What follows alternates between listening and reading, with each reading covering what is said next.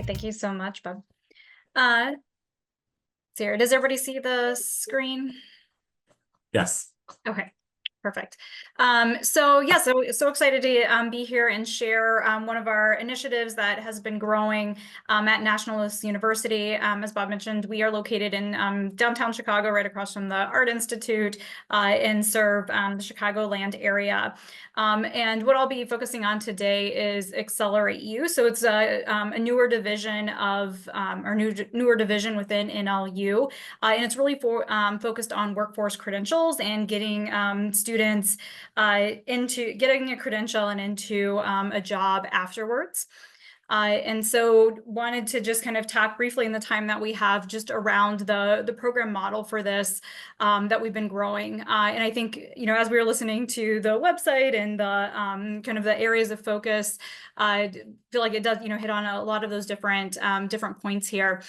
So first and foremost, it is very employer focused. And so when we think about those partnerships, you bring employers into the creation of the program and the curriculum. So we are we have planning teams that include employer partners in that as we're designing out the program. We also really try to focus in each one of our credentialing pathways looks a little bit different, but what we really are trying to do is build where we have an employer partner who is looking to bring in kind of a new training model so that there's already a job kind of lined up for students at the end of it. And I'll kind of talk about our medical assisting model, which was our first initial model, and how that's been built out in the next couple of slides. But really, again, trying to kind of build that talent pipeline for employers. So really trying to be learner focused. So the credentialing programs are typically 6 to 8 months long. We've been experimental with the delivery model of this. So there's an online and in-person component. One thing that we really believe is that they're in developing these skills. It's really good to have hands-on kind of tactile, tangible components for students to engage in with the model. So, for instance, medical assisting, right? Like they need to have practice with drawing blood and all those pieces. With our newest credential that we developed this summer, it was an IT support specialist. And so as we're launching it this fall, we have computers where students are taking apart and putting back together computers. And so really trying to give that hands-on experience for students. And then when we specifically think about that transition to college and career, one of the components of the program is every student has a dedicated career coach. Their caseloads are pretty small. They meet individually with students every other week, and then they also meet as a cohort.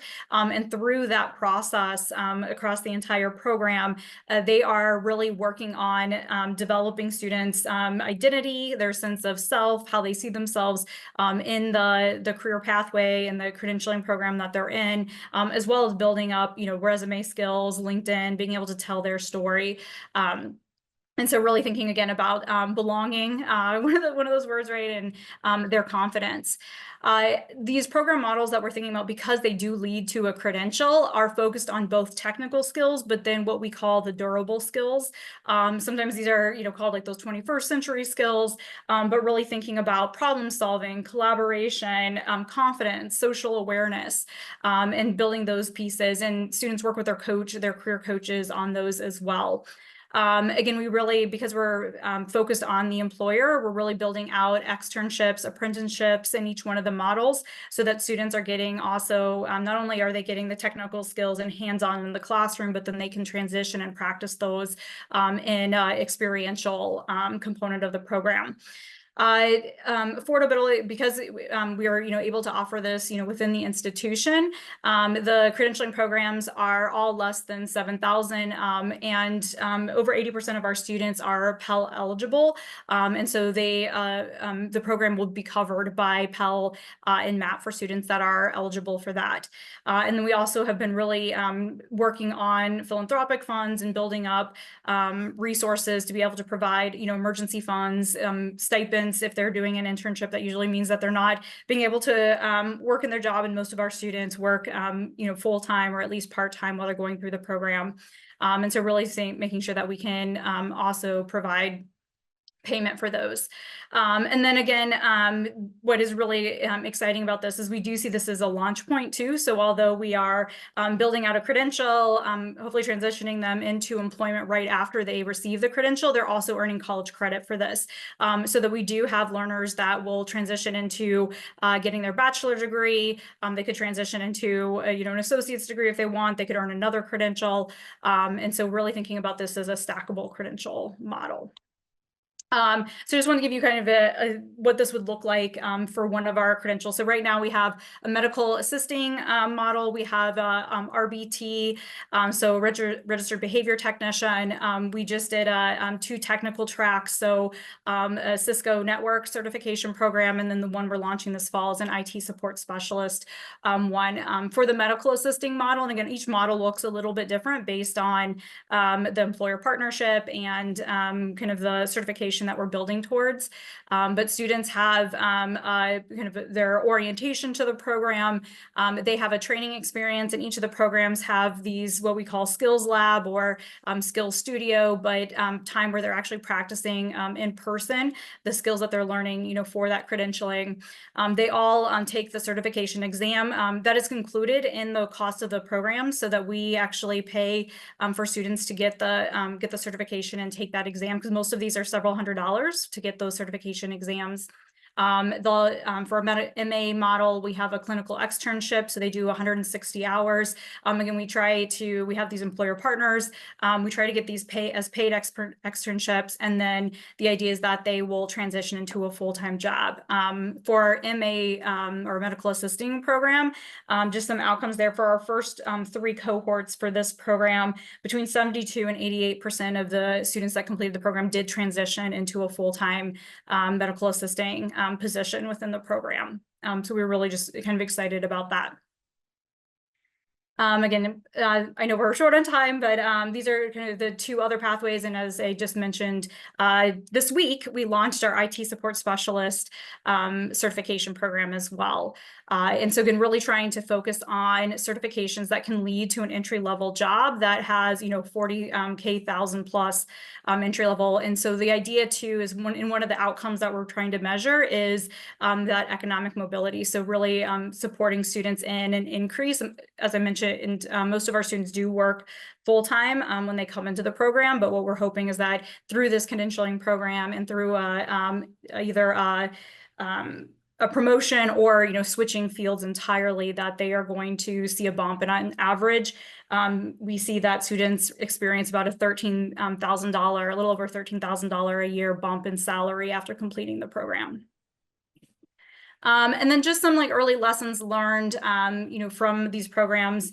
One, that student learning experience is really, really important. The coaching model, although very intensive, right, because students are meeting one-on-one with their coach, is so important for that developing of belongingness, that connectedness that they have to the program. Really thinking about what the time commitment it is for students, because they are balancing. I think about 15 to 20% of our students are also parents, right? So they're caregiving, they're working full time, they're also taking on this very intensive short-term credential on top of it. And so really thinking about what that student experience looks like. There's always been a lot of debate around, do we offer this online? Do we offer it entirely virtual? Do we need to be really flexible about that? But what we've heard from students is that having that connection, that touch point, and being able to practice the skills live is super important for them. And again, just that employer partnership is so key as we're thinking about this, and really, again, thinking about how they're involved in every step of the way, from the initial design and even thinking about which credentials that we should be offering. We need to have employer partners there at the table for that.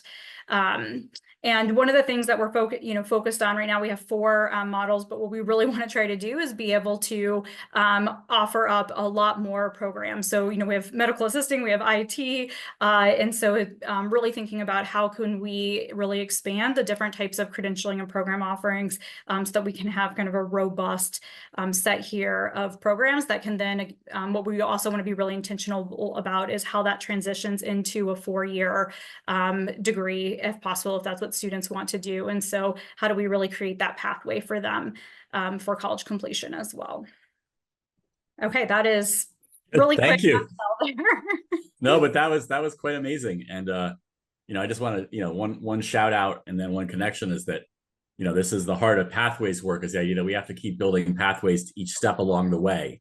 And every time we stop and say, well, after this place, figure it out yourself, is where we lose a lot of kids, right? So this is, a classic example. Well, we got you into college and through college, like figure it out, right? And we know so many kids, that's really unfair to say that. And this is just a very nice way to actually build a very real pathway from college to that first job and like a meaningful first job. So I just think that's a really nice extension of the core idea. And then I can just see like, right, I could see Philadelphia connections for all right away, like scoop all that stuff up and like shoot it to your work group, right? Because it's just the way that they'll build those very tangible connections, and also that it still requires that human element, right? It's not just we created the partnership, go online, get some ideas and you're good. It's the human element.